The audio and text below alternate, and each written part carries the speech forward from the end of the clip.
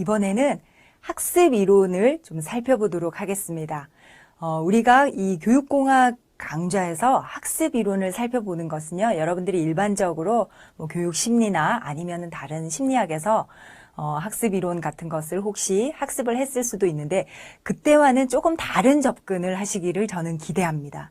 왜냐하면 이전에 그 심리학이나 교육 심리 같은 곳에서 여러분들이 학습 이론을 학습할 때는 그 이론 자체가 어떻게 이루어지는가, 그 이론의 내용이 뭔가, 여기에 초점을 두고 공부를 하셔도 됩니다. 행동주의의 학습 이론은 뭔가, 인지주의의 학습 이론은 뭔가, 구성주의의 학습 이론은 뭔가.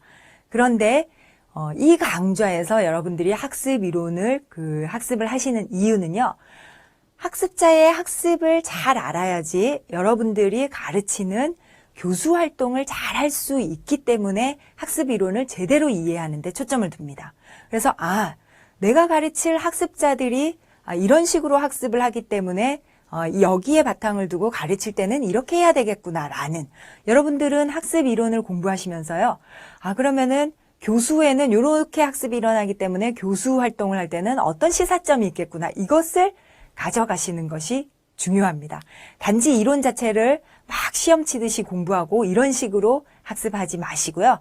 이제는 적용을 위해서, 응용을 위해서 학습 이론을 학습을 하시는 그런 시간이 되셨으면 좋겠습니다. 자, 이번 시간에 우리가 다루어 볼 학습 이론은 행동주의, 인지주의, 구성주의입니다.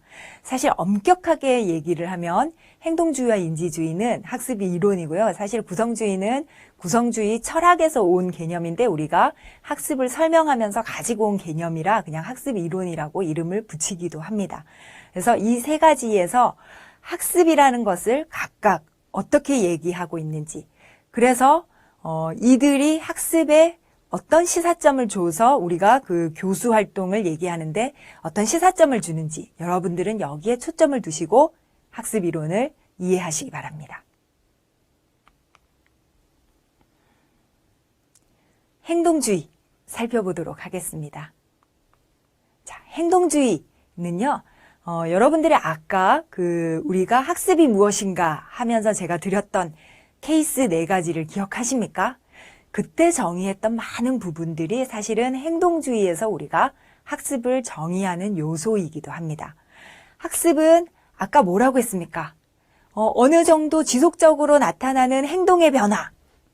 자, 행동주의에서 학습을 정의하는 가장 중요한 키워드예요. 무엇의 변화라고요? 행동. 그래서 어떤 경험을 통해서 나타나는데 그것이 단지 머릿속에만 남아있는 것이 아니고요, 행동으로 보일 때 우리는 학습이 일어났구나 라고 보는 것이 행동주의에서의 어떤 학습이에요. 그래서 어떤 경험이나 연습을 통해서 나타납니다. 그런데 그것이 생각만 하고 말면 우리는 행동주의에서는 학습이라고 보지 않아요. 행동주의에서 학습은 반드시 겉으로 드러나는 행위로 나타날 때 우리는 학습이 일어났다라고 얘기를 합니다. 그래서 이 행동주의에서는요, 학습이 어떤 자극에 대한 반응으로 이렇게 잘 연계가, 이런 자극이 주어지면 이런 반응이 나타날 것이다 라는 이 연합관계를 잘 설명하는데 초점을 두고 있습니다. 그리고 여러분들이 아까 우리가 학습이 무엇인가, 어떤 것이 학습인가를 보면서 봤던 사례를 한번 떠올려 보세요. 곰이 서커스단에서 열심히 훈련을 받더니 그 제주를 넘게 되었다, 이런 얘기를 했죠. 그때의 학습이라는 것은요, 곰이건 동물이건 사람이건 비슷하게 어떤 자극에 대해서는 어떤 반응을 보일 것이다 라는 유사성이 있을 것이라는 거예요. 그래서 행동주의에서는 인간의 학습을 설명하기 위해서 동물이나 이런 다른 유기체들을 많이 활용을 해서 이런 식의 자극에 대해서는 이런 반응을 보이기 때문에 인간의 학습도 이것과 비슷하지 않겠는가라는 가정을 가지고 우리가 실험 연구를 많이 해서 그것의 결과로 학습을 예측하고 인간의 어떤 행동을 예측하고 이런 식으로 학습을 설명하게 되었습니다. 자, 여러분들이 이 행동주의에서는요, 기억하셔야 되는 몇 가지의 중요한 이론이 있습니다. 제가 얘기했죠. 이 강좌에서는 여러분들에게 단순히 이론을 외우기 위해서 공부하는 것은 안 하셔도 돼요. 다만 여러분들이 행동주의를 조금 더 잘 이해하기 위해서 몇 가지의 간단한 우리가 행동주의의 아주 대표적인 이론이라고 하는 몇 가지를 소개를 드리겠습니다. 첫 번째는 여러분들 이제 이 얘기는 많은 텔레비전 프로나 아니면 책이나 이런 데서 소개가 이미 되어서 많이 들어보셨을 거예요. 파블로프의 개 실험하는 거 들어보셨죠?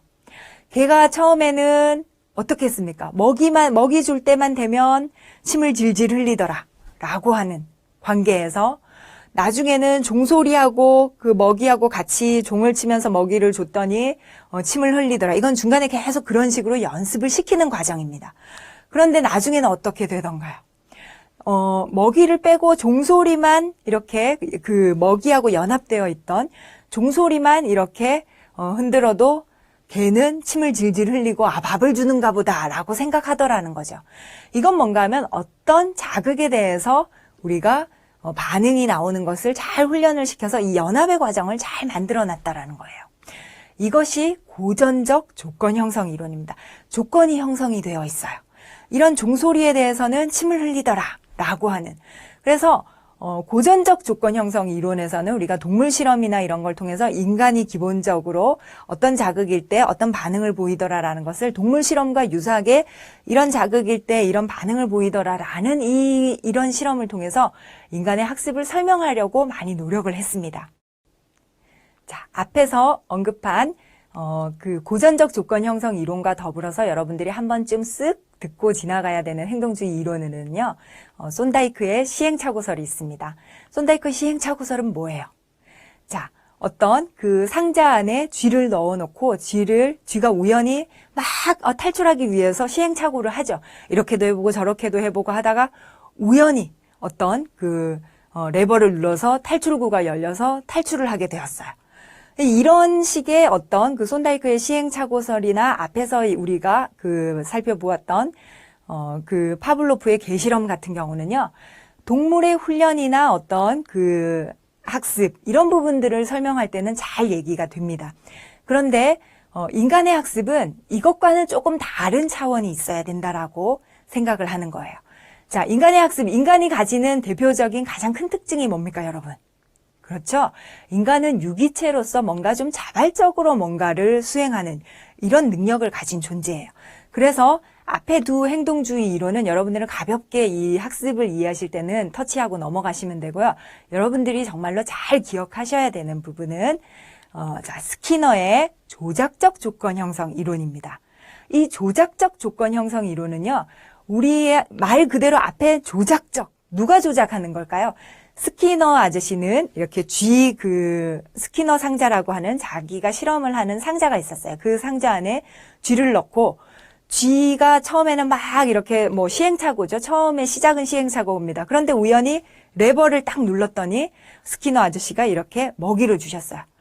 자, 여기에서 유기체는 쥐예요. 근데 이 쥐가 내가 어떤 행동을 했더니 먹이를 주네 하고 그 다음에 또 어떻게 합니까? 또 그 행동을 또 해요. 그럼 또 먹이를 줍니다. 이것처럼 어떤 유기체가 먼저 어떤 행동을 하고 그 다음에 스키너 아저씨가 이때 주는 먹이는 뭐예요? 강화물이에요. 지금 보이고 있는 행동을 잘한다, 더 잘해라 하는 의미에서 주는 강화물을 주게 되니까 지금 쥐는 내가 이걸 누를 때마다 주네 하고서 지금 하고 있는 행동을 계속 더 하게 되는 거예요. 이 레버를 계속 누르게 되는 거예요. 이것처럼 스키너의 조작적 조건 형성 이론은요, 여기서 조작은 누가 합니까? 그렇죠. 유기체가 하는 거예요.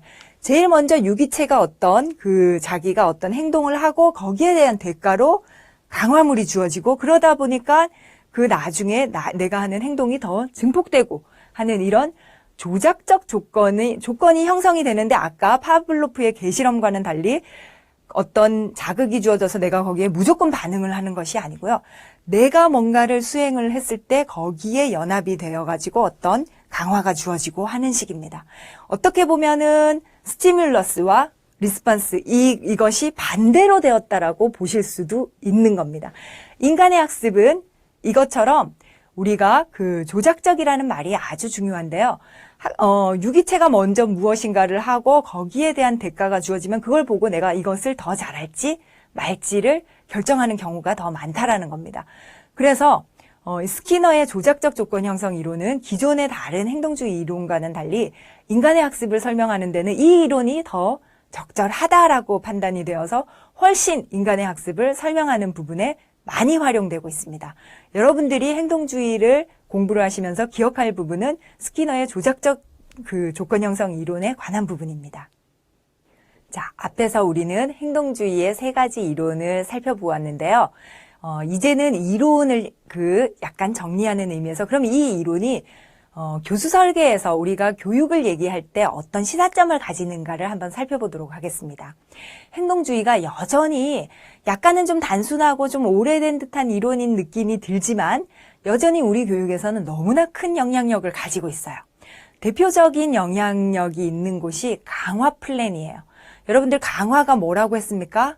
우리가 어떤 지금 하고 있는 행동을 더 증폭시키거나 또는 줄어들게 하게끔 하는 어떤 플랜이에요.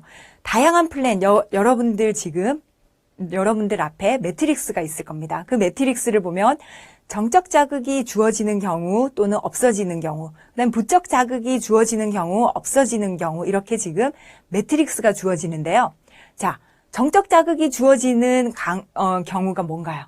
상과 같은 거죠. 대표적인 우리가 정적 강화라고 하는 겁니다. 강화라는 말은 여러분들이 헷갈리면 안 되는 것이요. 강화라는 것은 지금 보이고 있는 어떤 행동을 더 증폭시켜 줄 때 우리는 강화라는 말을 씁니다. 그런데 자, 그러면 부적 자극이 주어지는 건 어떤 거예요? 내가 싫어하는 벌이 주어지는 경우예요. 이거는 우리가 지금 보이고 있는 행동이 어떻게 하기를 기대하는 거예요. 더 없어지기를 기대하는 거죠. 이거는 강화라는 말을 쓰지 않습니다. 자, 그러면 정적 자극이 소거되는 경우는 어떤 거예요? 내가 좋아하는 스마트폰을 이번에 시험 성적을 나쁘게 받아오는 행동을 내가 했어요. 그럴 때 엄마가 스마트폰을 압수를 하셨어요. 그러면 나는 지금 좋아하는 것이 없어졌어요. 그러면 내가 지금 보이고 있는 행동은 뭐였죠? 성적이 나쁘게 받아온 거. 이 행동이 어떻게 될까요? 아, 다음에 성적이 나쁘면 또 스마트폰을 빼앗기겠구나 라는 생각 때문에 공부를 오히려 열심히 하겠죠. 그래서 지금 보이고 있는 행동은 점점 안 할 거라는 거예요. 그죠? 그렇게 해서 이렇게 지금 보이고 있는 행동을 줄어들게 하는 거는 벌이에요. 그래서 이것도 일종의 벌이라고 해서 우리가 제2종 벌이라고 얘기를 합니다. 아까 부적 자극이 주어지는 경우는 제1종 벌, 일반적으로 여러분들이 알고 있는 벌이고요. 그 다음에 이런 케이스도 있습니다. 부적 자극, 내가 싫어하는 것을 없애주는 경우도 있어요.